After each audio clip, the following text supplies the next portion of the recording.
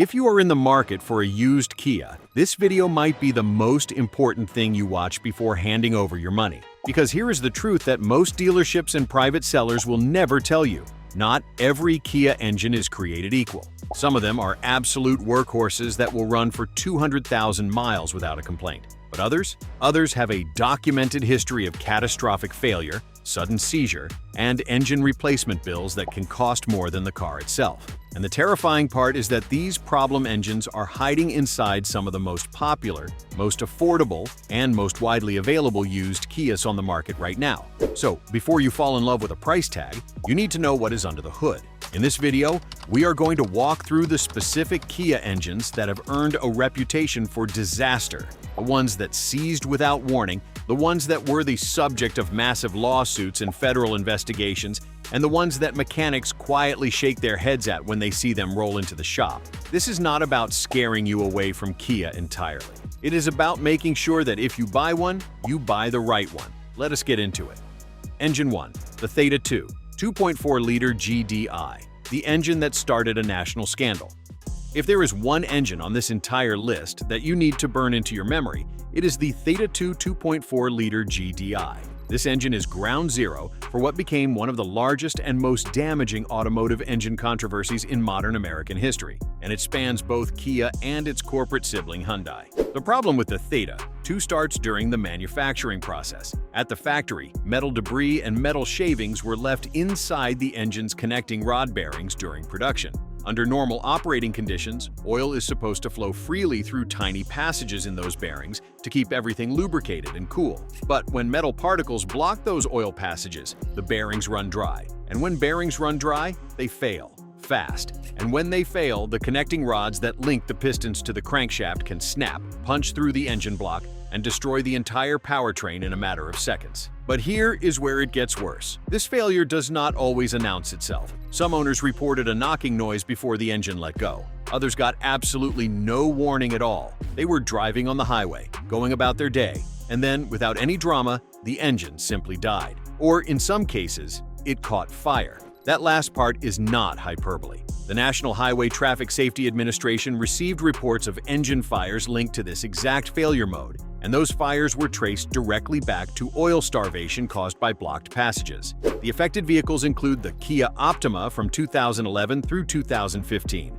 the Kia Sorento from 2011 through 2014, and the Kia Sportage from 2011 through 2013. If you are looking at any of these vehicles, and they are powered by the 2.4-liter Theta II GDI engine, you need to run a very specific check before you even think about buying. Go to the NHTSA website and enter the VIN. Check whether the recall work has been completed. The recall in question involves inspecting the engine for debris, and in many cases, replacing the short block entirely. If that work has not been done, walk away. And even if it has been done, understand that many of these engines were already well on their way to failure before the repair happened. A car that ran for 3 or 4 years on a compromised engine before receiving a recall fix is not the same as a car that was repaired before damage accumulated. Ask for documentation. Ask for oil change records. This is an engine where your due diligence is not optional, it is survival.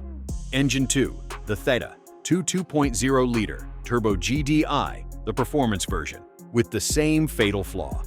You might think that the 2.4-liter was a one-off problem, a single production run with bad quality control.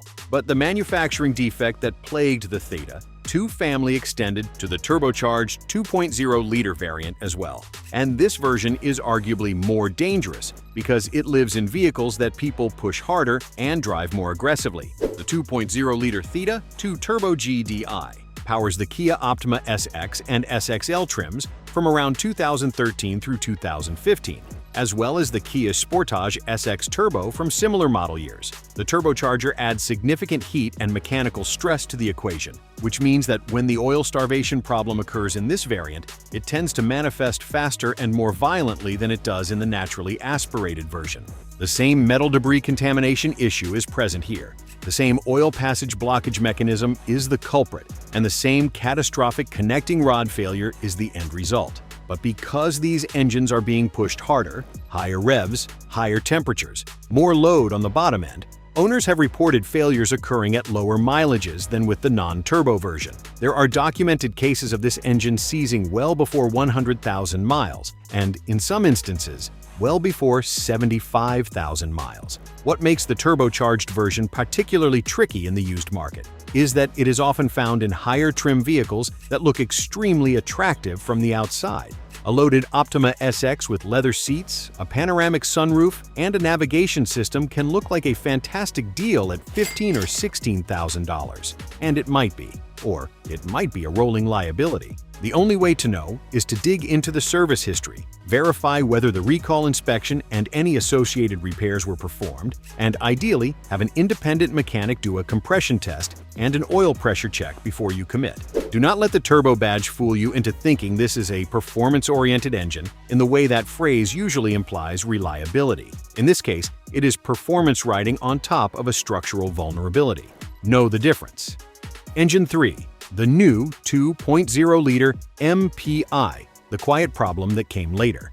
The Theta II engines got all the headlines, and rightfully so. But while everyone was focused on that scandal, a quieter but still significant problem was developing in a different engine family, the new 2.0-liter MPI, which found its way into the Kia Soul, Kia Forte, and certain Kia Sportage models from roughly 2017 onward. The new engine does not have the same manufacturing contamination story as the Theta II.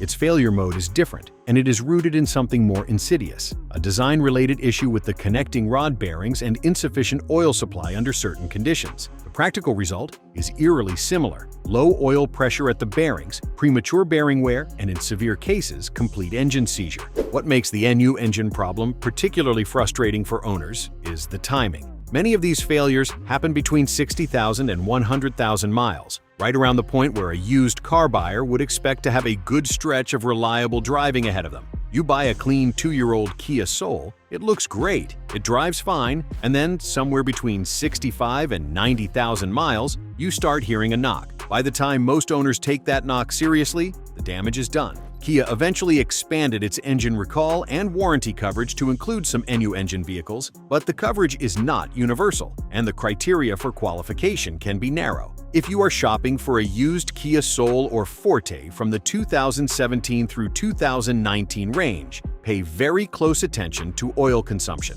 Ask the seller whether they have ever had to add oil between changes. Check the oil yourself during the test drive. Pull the dipstick, look at the level and the color. An engine that is burning oil quietly is telling you something that the seller is not. Engine 4. The Lambda 2 3.3-liter V6, the surprise entry on this list. Most people associate Kia's engine problems with 4-cylinder models, and for good reason. But the Lambda 2 3.3-liter V6 deserves a mention here because it appears in some of Kia's most popular larger vehicles, the Sorento and the Sedona, and it carries risks that buyers of those vehicles rarely investigate because they assume a V6 means bulletproof reliability. The Lambda 2's issues are not as widespread or as catastrophically documented as the Theta II problems, but they are real and they are expensive. The primary concern with this engine is premature wear on the timing chain system. The timing chain in the Lambda 2, under certain conditions and particularly in high-mileage examples, can stretch prematurely or develop slack. A stretched timing chain can jump teeth on the timing sprocket, and when that happens, the engine's valve timing goes out of sync. At best, you get rough running and a check engine light. At worst, the pistons and valves make contact, and that is what is known in the industry as an interference engine failure, a term that sounds polite but means your engine is destroyed.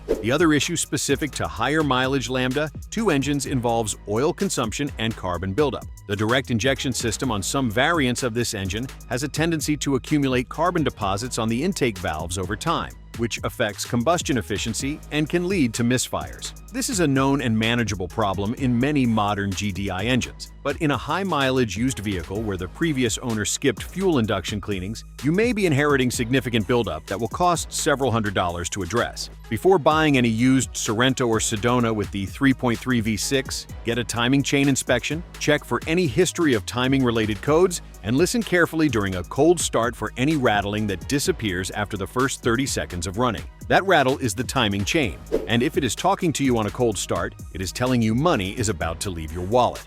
Engine 5. The Kappa 1.6-liter Gamma, the small engine. With big expectations, it cannot always meet.